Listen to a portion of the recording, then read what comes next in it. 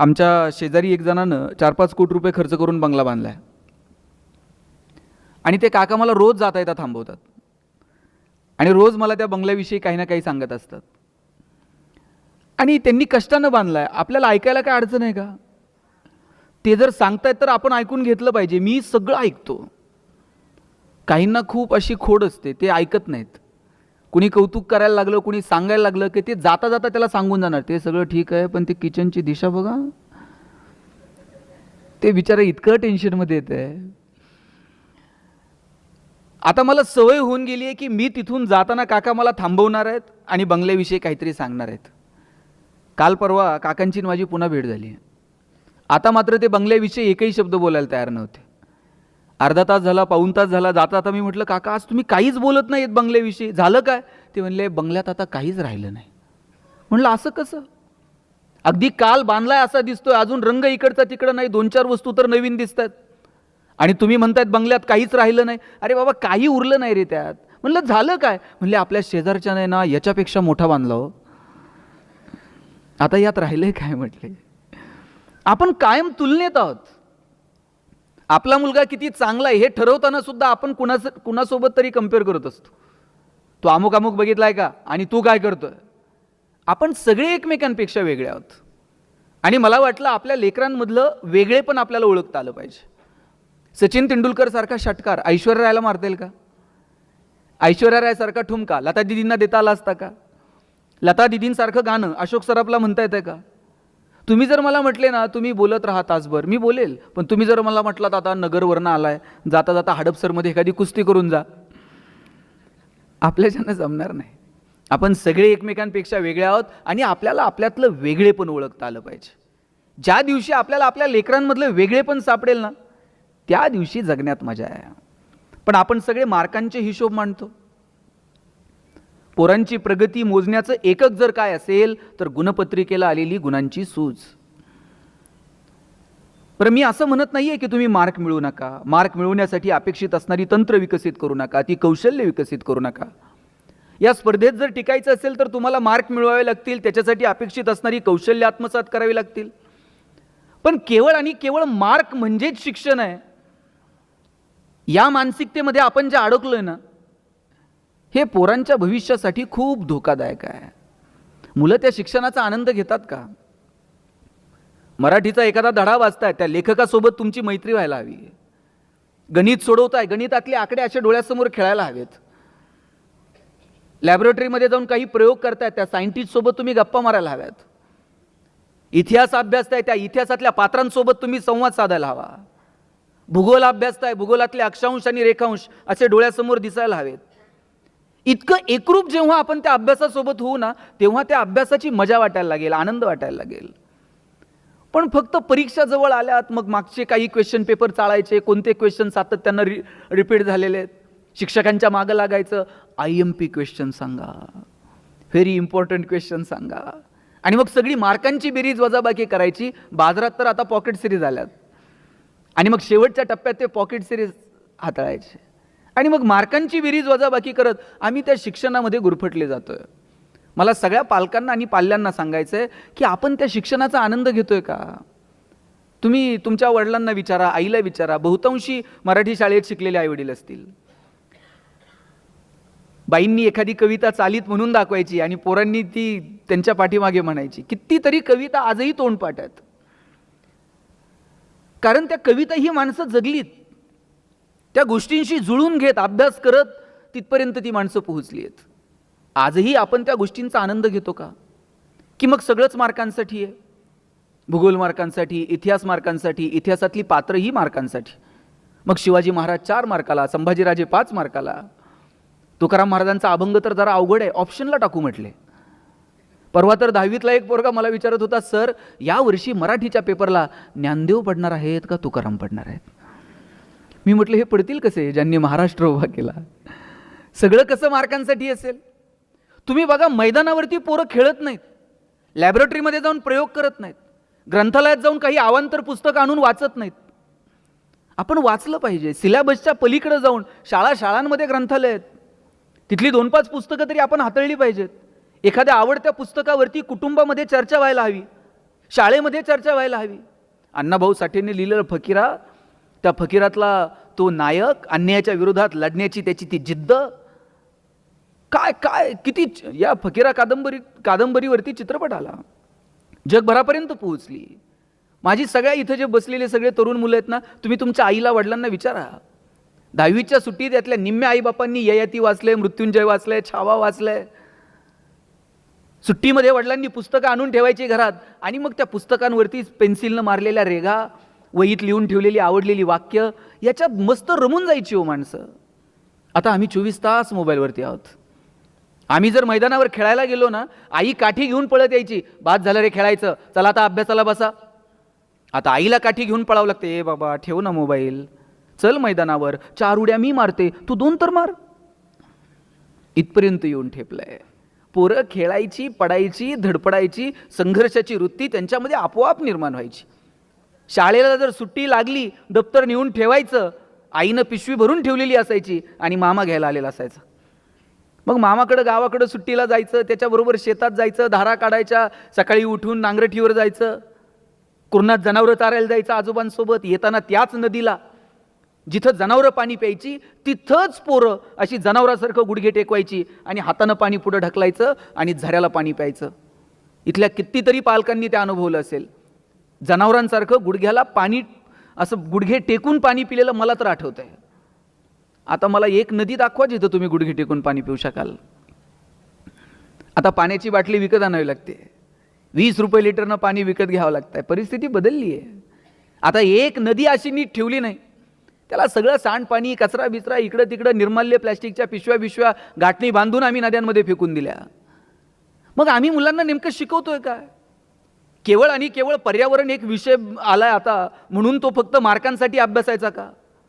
निसर्गाशी जुळून घेणं, पर्यावरण समजून घेणं, या गोष्टी आम्ही मुलांपर्यंत कधी पोहोचवणार आहोत? आता जाईल तिथे पाण्याची बाटली आहे. पूर्वी जर कुठं गेलं ना कार्यक्रमाला, तांब्या असायचा, फुलपात्र असायचं. साहेब आता तांब्यान फुलपात्र कुठं राहिलंय का हो?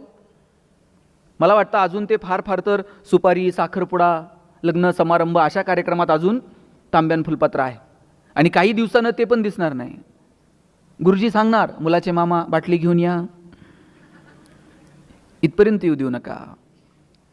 काय येणाऱ्या पिढ्यांपर्यंत नेऊन पोहोचवायचंय, मला वाटतं ते ठरवावं लागेल. आणि म्हणून आम्ही जे हंटर घेऊन फक्त पोरांच्या मागं लागलोय ना, मार्क म्हणजेच शिक्षण. मी पुन्हा सांगतो, मार्क मिळवा पण त्याचा आनंद घ्या. मग आम्ही ठरवून घेतलेलं आहे, खूप मार्क पडले का सायन्सला जायचं, थोडेसे कमी पडले का मग कॉमर्सला जायचं. आणि सायन्सलाही नंबर लागला नाही आणि कॉमर्सलाही लागला नाही, आणि मग कुठे? शब्बास. आमच्या डोक्यात ते भरलंय, आर्ट्सला काय करिअरच्या संधीच नाहीत. मी अशी किती पोरं सांगू की जे कला शाखेतनं ग्रॅज्युएट झाली आणि करिअर झालं. सायन्स, आर्ट्स, कॉमर्स फक्त मार्कांवरून ठरू नका. तुमची आवड, तुमच्या स्ट्रेंथ, तुमचे विकनेस, आजूबाजूला असणाऱ्या संधी, या सगळ्याचा अंदाज घेऊन ठरवा की आम्हाला आमच्या मुलांना नेमकं कुठे घेऊन जायचंय. कॉलेजच्या गेटवर उभं राहिलं, पोरगं येताना दिसलं ना तरी कळतंय हे कोणत्या साईडला असेल. चष्मा विष्मा घालून इन बिन करून आलं का समजायचं, पावलं मोजत हिशोब करत आलं का समजायचं, आणि अशी वही बी फिरवीत शिट्टी मारत आलं, शब्बास. आम्ही ठरवून घेतलंय. माझी विनंती आहे की केवळ मार्कांवरून तुम्ही ठरू नका. म्हणजे एक जमाना आहे ना डीएडचा होता. डीएडला जर नंबर लागला ना, इथं शिक्षक आहेत का कोण? विचारा त्यांना डीएडवाल्यांची काय हवा होती. डीएडला जर नंबर लागला तर त्यांनी मागं बघायचंच नाही. आणि दोघं नवरा बायको जर जिल्हा परिषदच्या शाळेवर रुजू झाले, का रुबाब होता. आता डीएड कॉलेजेसची अवस्था काय? बहुतांशी डीएड कॉलेजेस आता बंद होत चाललेत. त्यानंतर इंजिनिअरिंगचा बूम होता. गावात एखादाच इंजिनियर असायचा. गावात जर कुणी पाहुणे आले आणि त्यांनी जर विचारलं ना इंजिनियर साहेब कुठं राहतात, सगळं गाव त्या पाहुण्याला इंजिनियरच्या घरी नेऊन सोडत होतं. आता तुम्ही गावात जाऊन विचारा इंजिनियर साहेब कुठं राहतात, ते म्हणते नाव सांग. प्रत्येक घरात 4 आहेत. आणि आफ्टर मेडिकल, म्हणजे आफ्टर कोविड, आता मेडिकलचा बूम आहे. आता प्रत्येक आईबापाला वाटतंय पोरगं मेडिकललाच गेलं पाहिजे. नाही भारतात नंबर लागला तर म्हणते रशियात जाऊ द्या. पण त्यांना मेडिकललाच गेलं पाहिजे. बरं, त्यांच्या डोक्यात असं नाही आहे की नाही याला जरा मॅथ फिजिक्स आवडतं आहे म्हणून यानं इंजिनिअरिंगला जावं, याला जरा केमिस्ट्री बायो आवडतं आहे म्हणून यानं मेडिकलला जावं. त्यांच्या डोक्यात पक्का आहे पोरगा MBBS, त्याला मुलगी MBBS झालेली बघायची, दोघांनी मिळून हॉस्पिटल टाकायचं आणि नंतर मग मेहुण्याला मेडिकल. असंच असतं ना, अलिखित नियम आहे, ते मेहुण्यालाच द्यावं लागते हल्ली. जरा या हिशोबांच्या थोडंसं पलीकडे जाऊयात ना. सुनीता विल्यम्स तुम्ही बघा, काय व्हायचं होतं, काय शिकल्या, मग नंतर कशा या सगळ्या करिअरमध्ये आल्या. कुठे गेल्या होत्या सुनीता विल्यम्स मागचे काही दिवस? गेट, शिवाजीनगर, कुठे होत्या? आणि आपण सगळेजण आतुरतेनं वाट बघत होतो की नाही? आपल्यापैकी किती लोक सुनीता विल्यम्सला भेटलेले आहेत? भेटलेलं कुणीच नाही, पण किती आतुरता होती. अरे तुम्ही तर शिकलेली, तुम्ही शिकतायत, अंतराळात कशासाठी गेलायत, काय गेलायत, त्यातनं काय होणार आहे, काय नवीन अपडेट्स मिळणार आहेत, त्याचा तुमच्या माझ्या जीवनावर काय परिणाम होणार आहे, हे किमान सायन्सची पोरं वाचत असतील, अभ्यासत असतील. पण गावात खेड्यापाड्यातली खुरपणी टुरपणी करणारी बाई सुद्धा गप्पा मारताना म्हणायची, बाई ती सुनीता आली की नाही कुणाच ठाऊक. किती प्रेम, किती आतुरता, काय करिअर आहे हो. जगणं हे आयुष्य एकदाच आहे, परत आहे की नाही मला माहीत नाही. असं जगायचं ना, लोकांना हेवा वाटला पाहिजे. आणि लोकांना वाटो ना वाटो, किमान आपल्या जगण्याचा आपल्याला तर हेवा वाटला पाहिजे. अरे आम्ही जगलो आमच्या मस्तीत, आम्ही जगलो आमच्या धुंदीत. सचिन तेंडुलकर दिसायला एवढासा, एका मॅचमध्ये एक बाउन्सर असा नाकावर येऊन आदळला, नाका तोंडातनं रक्त यायला लागलं. लोकांना वाटलं आता स्ट्रेचर बोलवतील आणि घेऊन जातील. पण त्या पठ्ठ्यानं तसंच तोंडावरती पाणी मारलं, बॅट अशी क्रीजवरती आदळली आणि म्हटलं मैं खेलेगा. आणि त्या दिवशी जो दटून राहिला ना क्रिकेटच्या क्षेत्रात, जगाचा बाप झाला. काय करिअर आहे आणि काय कमालीचा आत्मविश्वास आहे हो सचिनकडे. म्हणजे सचिन क्रीजवर खेळतोय, भारत आणि ऑस्ट्रेलिया मॅच सुरू आहे आणि भारताला जिंकायला साधारणतः 47 धावांची गरज आहे. सगळ्या जगाला वाटतंय की जोपर्यंत क्रीजवर सचिन आहे तोपर्यंत भारत मॅच जिंकतोय. पण ब्रॅड हॉकच्या एका चेंडूवर सचिनची विकेट पडली आणि भारताला मॅच गमवावी लागली. त्या ब्रॅड हॉकला असला आनंद झाला की अरे जगातला सगळ्यात श्रेष्ठ फलंदाज आणि त्याची विकेट मी अगदी करिअरच्या सुरुवातीला घेतली. त्यानं रेफरीकडनं चेंडू मागून घेतला, पॅव्हेलियनमध्ये गेला आणि सचिनला म्हटला, सचिन तू जगातला सगळ्यात महान फलंदाज आहेस, या चेंडूवर मी तुझी विकेट घेतली, आयुष्यभर हा चेंडू मी माझ्या शोकेशमध्ये जपून ठेवेल, मला याच्यावर तुझी ऑटोग्राफ देशील? सचिननं ऑटोग्राफ दिली, पाठीवरती थाप मारली आणि जाताना त्याला म्हटला, it will never happen again, परत असं घडणार नाही. आणि त्यानंतर कधीच ब्रॅड हॉकच्या चेंडूवर सचिनची विकेट पडली नाही. याला आत्मविश्वास म्हणतात. चुका होतात, घडतात, पण एकच चूक परत परत करायची नसते. बदलूयात, काहीतरी नवीन करूयात, झालेल्या चुका सुधारवण्यासाठी सातत्यानं प्रयत्न करूयात आणि त्याच्यासाठी कधीतरी स्वतःच्या अंतर्मनात डोकावून पाहूयात. माझी पालकांना विनंती आहे की आपली लेकरं ही वेगळी आहेत, युनिक आहेत, त्यांच्यामधलं वेगळेपण ओळखा, त्यांच्या चांगल्या गुणांचं कौतुक करा. आपण त्यांच्यातले दोष शोधण्यात वेळ वाया घालवतो. तुम्ही म्हणाल मग दोष ओळखायचे नाहीत का? जरूर ओळखायचे. मग सांगायचे नाहीत का? जरूर सांगायचे. पण दोष हे कानात सांगायचे असतात आणि कौतुक हे चार चौघात करायचं असतं. आपण उलट करतो. बघा, पोरांनी टाळ्या वाजवल्यात आणि ते पण असं आईकडं बापाकडं बघत. नाही आवडत पोरांना. तुम्ही पाहुणे आल्यानंतर म्हणणार, बावळटाचा आहे ना, अभ्यासच करत नाही, मोबाईलच घेऊन बसतोय, आणि किती वेळा सांगायचं आहे? पाहुणा म्हणणार आहे का, फारच बावळट आहे, मी घेऊन जातो आणि परत सुधरून आणून देतो. ते आपल्यालाच सुधारायचं आहे. उलट पाहुण्याच्या देखत म्हणायचं, आमचा दादा इतका हुशार आहे ना, दादा पाहुण्याच्याच पुढं पुस्तक घेऊन बसताय का नाही बघा. आणि तुम्ही पाहुण्याच्या देखत म्हणून बघा, दादा बावळट आहे, दादा बाहेर जात आहे, पाहुण्याच्या बुटात पाणी होत आहे, लेसला लेस बांधतंय. मग तुमची इज्जत घालवायची एकही संधी दादा सोडत नाही. कौतुक करा हे चार चौघात आणि दोष जे सांगायचे ते कानात सांगा. आणि माझी विनंती आहे, तुम्ही तुमच्या गप्पांचे विषय बदला. आपण कोणत्या विषयांवरती आपल्या मुलांशी गप्पा मारतो, संवाद साधतो, ते विषय आपण बदलून बघूयात. मुळात आपण संवाद साधतो का हाच प्रश्न आहे. पूर्वी असा गोल करून लोक एकत्र जेवायला बसायचे आणि मग गोल करून जेवायला बसलं की एकमेकाचा चेहरा दिसायचा, संवाद व्हायचा. कुणी जर टेन्शनमध्ये असेल तर घरातल्या थोरल्या माणसांना कळायचं हे आज जरा टेन्शनमध्ये दिसतंय, चेहरा पाडून बसलाय, ह्याचे डोळे खाली आहेत. आता 2-2, 4-4 दिवस पोरांची आणि आपली नजरानजर पण होत नाहीये. पोरगा आला का आपल्या खोलीत निघून जातो, जेवायला खाली येतो, त्याचं ताट घेतो, जेवतो, त्याच्या वेळेनुसार निघून जातो. गोल करून जेवायला बसा. आम्ही तर जेवायला बसलं ना, आजोबा सांगायचे चला ताटाच्या भोवती पाणी फिरवा. आम्ही म्हणायचो आता ते ताटाच्या भोवती पाणी फिरवल्यावर काय होतंय? ताटातले पदार्थ काय बदलतात का? बाजरीच्या भाकरीची काय पुरणपोळी होते का? आजोबा सांगायचे पदार्थ बदलत नाही, पण पदार्थाचा प्रसाद होऊन जातो. आणि प्रसाद कधी फेकून द्यायचा नसतो, प्रसादाचा सन्मान ठेवायचा असतो.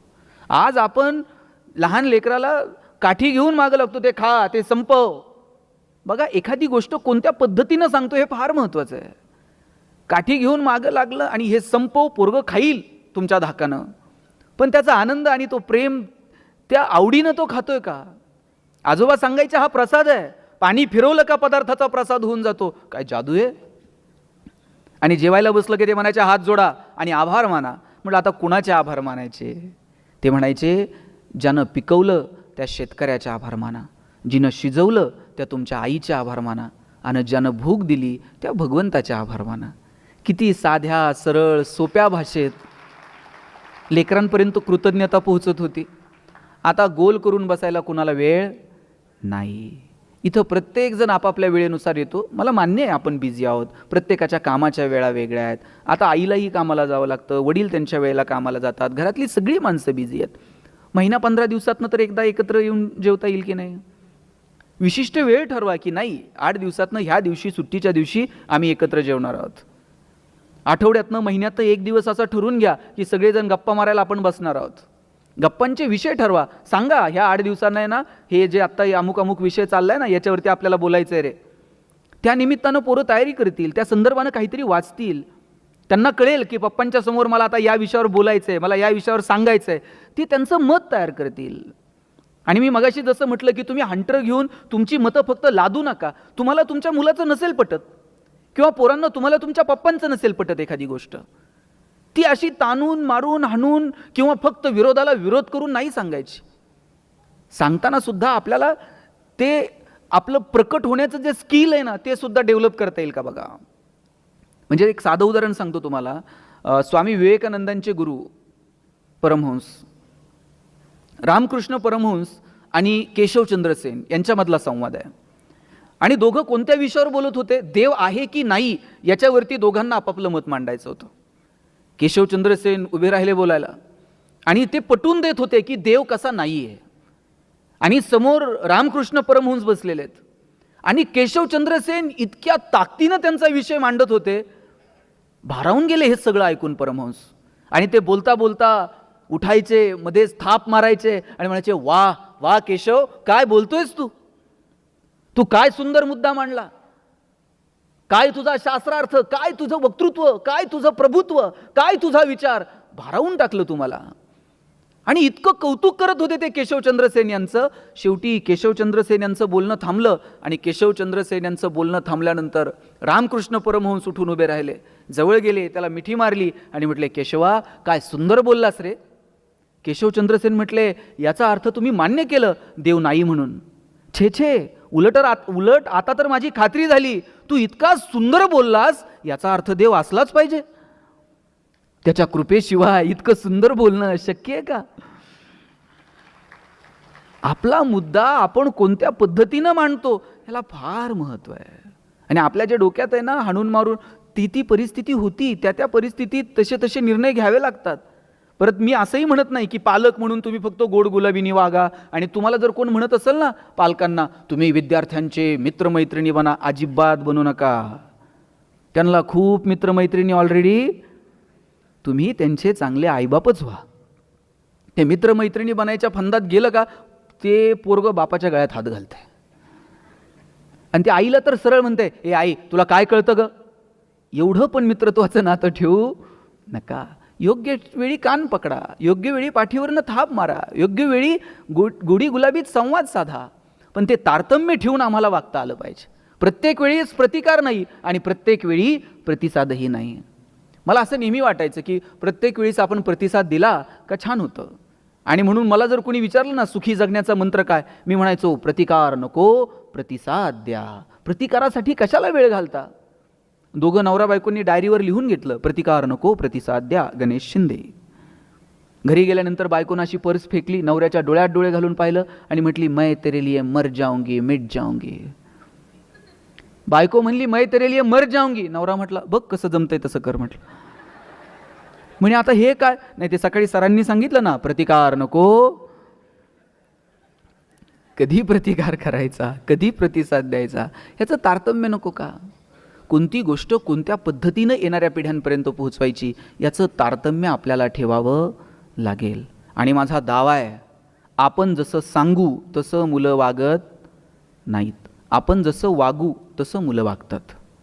आदर्श हे केवळ सांगण्यातनं निर्माण होत नाहीत, आदर्श हे वागण्यातनं निर्माण होतात. पोराला सांगायचं व्यसन करू नये, घरात सुविचार लिहून ठेवायचा व्यसन करू नये, आणि बापानंच पोराला सांगायचं जा जरा गॅसच्या शेगडीवरनं सिगरेट पेटून आण. पोरगा असं येते जसं ऑलिम्पिकची ज्योत घेऊन आलं आहे. बाप कानातनं धूर काढतो, नाकातनं धूर काढतो, हे सगळ्यात शाळेत सांगतो जादूगार बाप आहे कानातनं धूर काढतो. आपण लेकराला सांगायचं खोटं बोलू नये, आणि पाहुणे आल्यानंतर सांगायचे त्यांना सांग पप्पा घरात नाहीत म्हणून. आपण जसं वागू तसं मुलं वागणार आहेत. माझ्या वडिलांची मिराशिगा मिरवीनं तुझी चरणसेवा पांडुरंगा. तुकोबरायांना सांगावं वाटलं की अरे आम्ही जे काही करतोय ते आमच्या बापदाद्यानं घालून दिलेला मार्ग आहे आणि त्याच्यामुळे आम्ही इथपर्यंत आलेलो आहोत. काय आज आपण सगळ्यांनी छावा पाहिला. छावा कुणालाही म्हणतात का? छावा कुणालाही म्हणत नाहीत. त्याच्यासाठी बाप सिंह असावा लागतो. बाप सिंह आहे म्हणून छावा. आपण आपल्या लेकरांच्या समोर काय आदर्श निर्माण करायचे मला वाटतं ते ठरवावं लागेल. आमच्याकडे एक वाडा आहे, त्या वाड्यामध्ये एक पाटील राहतात आणि बिचारे वजन वाढलेलं आहे, वर गॅलरीत फिरत असतात, खाली येत नाहीत फारसं, वरच चक्कर मारत असतात. आणि त्यांचा नित्यक्रम ठरलेला आहे, संध्याकाळी चक्कर मारायला वाड्यातल्या त्या गॅलरीमध्ये एरझरा मारत असतात. गावातलं एक लहान पोरगं खाली येणार वाड्याच्या, आणि पाटील फिरायला लागलं त्या खालून वर बघणार आणि म्हणणार पाटील जिवंत आहे त्यावर काही नाही, गेल्यावर कसं करायचं. 4 लोकांना तर पाटील झेपल का? काही घेणं देणं आहे का हो? चांगला विचार करावा, चांगलं चिंतन करावं, याचं वजन कसं कमी होईल, याचं टेन्शन किती असेल बाबा, ह्याला किती त्रास असेल, काहीतरी त्याला सांगावं बाबा हे कर ते दिलं सोडून, आणि 4 लोकांना झेपल का. पाटील म्हणलं याला वर बोलवा. वर बोलवलं, कोंडून ठेवलं पोरगा. ते वडील पळत आले, म्हणले पाटील पोराला का कोंडलं. म्हणले हे संस्कार केले का? मी आपला माझ्या टेन्शनमध्ये एरझरा मारतोय आणि ती खालून वर बघतोय म्हणते गेल्यावर कसं करायचं आणि 4 लोकांना झेपल का. ते म्हणले पाटील लहान लेकरू होते, काय कळतं त्याला, गेल्यावर कुठं संवेदना असतात का. आणि नाही 4 लोकांना झेपलं ना म्हणला हातपाय तोडून असं सुट्ट सुट्ट करून घेऊन जा म्हणला. पाटील म्हणले लेकराची चूक नाही, हे बेनं खराब आहे. आजोबा पळत आले, म्हणले काय झालं पाटील, नातवाला कोंडले, पोराला कोंडले, काय गडबड काय. ते म्हणले हे संस्कार केले. तुझा नातू म्हणतंय 4 लोकांना झेपल का, आणि तुझं पोरगं म्हणतंय हातपाय तोडून नेऊ. पाटील गेल्यावर रुपयावर जात नाही, आणि कशाला म्हणले ते शरीराची विटंबना करायची. आजा म्हणतंय पाटील तुम्ही गेले ना वाड्यालाच काढी लागून टाकू. म्हणले काय असतं, तुम्ही जे पेरणार आहात तेच उगवणार आहे. गहू पेरून ज्वारी उगवते का? ज्वारी पेरून हरभरा उगवतोय का? आपण जे पेरणार ते उगवणार. म्हणून काय पेरायचं ना लेकरांच्या बाबतीमध्ये ते ठरवावं लागेल. मुलांच्या आयुष्यामध्ये मुलांना फक्त आपण हे बघा, आपल्या डोक्यात काय माहिती आहे का बहुतांशी पालकांच्या, नाही मला नाही मिळालं मग आता मुलासाठी करूयात, आम्ही सायकलवर गेलो मग पोराला गाडी घेऊन देऊयात, आमच्या वेळेस नव्हत्या एवढ्या सुविधा म्हणून पोरांना देऊन टाकूयात. त्यांना फक्त त्या सुविधांच्या त्या कोटामध्ये असं अडकून ठेवू नका. काही काही गोष्टींच्या अभावात सुद्धा मजा असते. एखादी गोष्ट नाही आणि एखाद्या गोष्टीला नाही म्हणणं हे सुद्धा आपल्याला जमलं पाहिजे हो. आपण कोणत्याच गोष्टीला नाही म्हणायला तयार नाही होत. नाही पप्पा मला ते पाहिजे म्हणजे पाहिजे, पप्पा काही करल तिकडे पण पोराला ते आणून देईल. आणि बापाची मानसिकता काय असते माहिती आहे पोरांनो, नाही मला नाही मिळालं, माझ्या वेळेस नव्हती सुविधा, आता आहे पोरांच्या नशिबानं मग देऊन टाकू. पण काय द्यायचं, कधी द्यायचं, कोणत्या गोष्टी. तुम्ही कितीतरी श्रीमंत कुटुंबातले पालक बघा, त्यांची काहीही विकत घेऊन द्यायची त्यांची कॅपॅसिटी आहे. पण बहुतांशी उद्योगपतींनी पहिली काही वर्ष पोरांना स्वतःच्याच कंपनीत 5-10 हजार रुपये काम नोकरी करा दे. तुला त्या 5 रुपयाची 10 रुपयाची 5,000ची 10,000ची किंमत कळली पाहिजे. शेतकरी जर कोण असेल तर तुमच्या लक्षात येईल, पिकाला रोज पाणी देतो का हो शेतकरी? काही दिवस जरा ताण द्यावा लागतो, साध्या सरळ सोप्या भाषेत. तो ताण दिल्याशिवाय त्या पिकाला त्या पाण्याचीही मजा कळत नाही. आणि म्हणून तो ताण सुद्धा आपल्याला आपल्या लेकराला योग्य वेळी देता येतो का, याची काळजी आपण घेतली पाहिजे. सगळ्याच गोष्टी रोज तुम्ही त्याला पुरवल्या नाही जुळणार. 2-2, 2.5 वर्षाच्या पोरांच्या हातात तुम्ही मोबाईल देऊन टाकले हो. आणि बाप असं कौतुकानं सांगताय, मला कळत नाही ते त्याला कळतंय म्हणते मोबाईलमधलं. पोरगं जर रडायला लागलं ना, आई त्याला जवळ घ्यायची आणि जवळ घेतल्याबरोबर पोरगं रडणं थांबवत होतं. आता पोरगं रडायला लागल्यावर आई काय करते, मी सांगू का तुम्ही सांगता? आणि पोरगं इतकं पुढचं आहे, मोबाईल हातात आल्याशिवाय ते पण रडायचं थांबत नाही. आईच्या स्पर्शाची जागा जर मोबाईलच्या स्पर्शानं घेतली असेल, हा कुणाचा पराजय आहे? हा विज्ञान तंत्रज्ञानाचा विजय आहे का मातृत्वाचा पराजय आहे, हे ठरवण्याची वेळ आली आहे. म्हणून कोणत्या वयात कोणत्या गोष्टी कोणत्या कारणांसाठी मुलांना द्यायच्या हे आपण ठरवायला हवं. वय वर्ष 0 ते 11 वयोगटातल्या हजारो मुलांचे डोळे निकामी होण्याची वेळ आली आहे. इतका पोरांचा स्क्रीन टाईम मोबाईलवरचा वाढत चालला आहे. मोबाईल खूप चांगलं साधन आहे, तुम्ही ते मुलांना द्यायला हवं. मुलं टेक्नोसेवी असली पाहिजेत, नवीन तंत्रज्ञान कळलं पाहिजे. पण किती प्रमाणात हा प्रश्न मात्र तुम्ही स्वतःला आणि तुमच्या मुलांना विचारला पाहिजे. एक तुम्ही पाहिलं असेल, पोपट पकडणारे काही लोक, त्या एक माणूस आहे ना, खूप शिताफीनं तो पोपट पकडायचा. मी त्याला एक दिवशी विचारलं, तू इतक्या सहजासहजी कसा पकडतो रे? म्हटलं काही नाही हो साहेब, सोपं आहे. मी काय करतो म्हटलं, 2 झाडांना ताणून एक दोरी बांधतो आणि म्हटलं मग पोपट येतो, त्या दोरीवरती बसतो आणि तो एकदा दोरीवर बसला की मी एका झाडाची दोरी सैल करतो. दोरी जशी जशी सैल होईल तसा तसा तो पोपट पडायला लागतो आणि तो त्या दोरीला घट्ट पकडतो. आणि एकदा का त्यानं त्या दोरीला घट्ट पकडलं की मग मी टाईम साधतो आणि पकडतो त्या पोपटाला. तुम्ही विचार करा, त्या पोपटामध्ये सामर्थ्य हवेत उडायचं, पण तो विसरून जातो की मी या हवेमध्ये उडू शकतो आणि त्या दोरीला घट्ट पकडायचा प्रयत्न करतो. आपण त्याला इतकं कुरवाळलंय, आपण त्याला इतकं कुरवाळत बसलोय की ते विसरून गेलाय की नाही माझ्यात क्षमता आहे. आणि मग अशा वेळेस तो आपल्याला घट्ट पकडायचा प्रयत्न करतो. आपण किती दिवस पुरणार आहोत त्याला? त्याच्यामध्ये ती क्षमता निर्माण करता येईल का? त्याच्या मनगटात ती रग निर्माण करता येईल का? तुम्ही लाखो रुपये कोट्यवधी रुपये कमवून ठेवा आणि त्याच्यामध्ये कमवायची जर ताकद नसेल तर ते 2 दिवसात काडी लावून टाकते, उडून टाकते सगळं. तुम्ही ताकद निर्माण करा त्याच्या मनगटामध्ये कमवण्याची.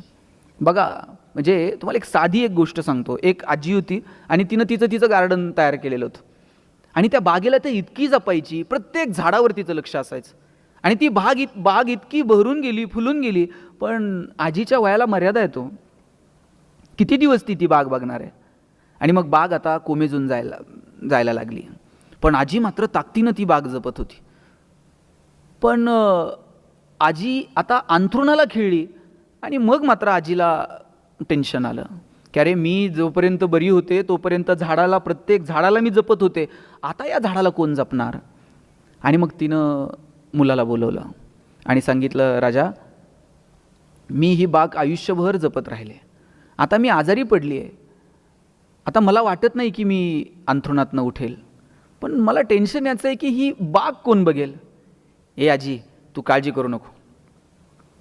नातवानं सांगितलं, मुलगा नातू दोघे होते. नातवानं सांगितलं, आजी तू काळजी करायची नाही, आता ही बाग इथून पुढे मी बघणार, तू पटकन बरी हो बरं. आता आपल्या बागेला बघणारं कुणीतरी आहे या विचारानंच आजी आता हळूहळू बरी व्हायला लागली होती. बरं, नातू रोज सकाळी बागेत जायचा आणि थेट संध्याकाळीच घरी यायचा. वडील विचारायचे, बाग कशी आहे रे? हो पप्पा, सकाळपासून संध्याकाळपर्यंत मी बागेतच आहे. आजी तर 2 तास जायची, मी दिवसभर बागेत आहे.